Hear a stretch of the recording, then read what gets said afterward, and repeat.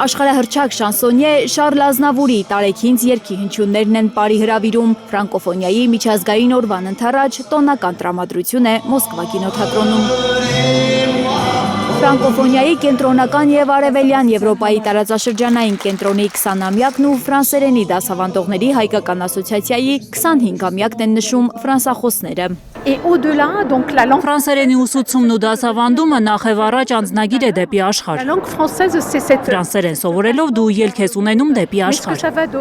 Ավելի քան կես դար շուրջ 320 միլիոն ֆրանսախոս միավորվում է ֆրանկոֆոն արժեքների շուրջ։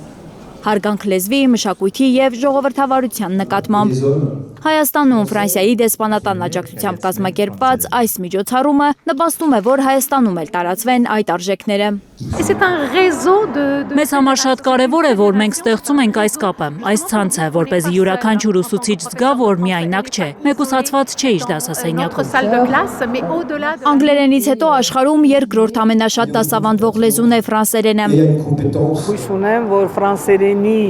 դիրքերը ավելի ամրապնդվեն մեր կրթության համակարգում, ֆրանսերեն լեզուն շատ ավելի ներկա լինի Հայաստանում, քանի որ նաև գիտեք, նախ Հայաստանը ֆրանկոֆոնիայի միջազգային կազմակերպության լիիրավ անդամ է եւ ֆրանսերենը նաև Ֆրանսիայի լեզուն է, որի հետ մեր բարեկամական կապերը շատ հզոր են։ Հաջորդ տարի ֆրանկոֆոն մեկ այլ հնչեղ իրադարձություն է լինելու Հայաստանում։ Մեր երկիրն է հյուրընկալելու ֆրանկոֆոն խաղերը։ Աննա Գյուլնազարյան, Նորայր Շարբաթյան, Էլեն Յահինյան, Հայլուր։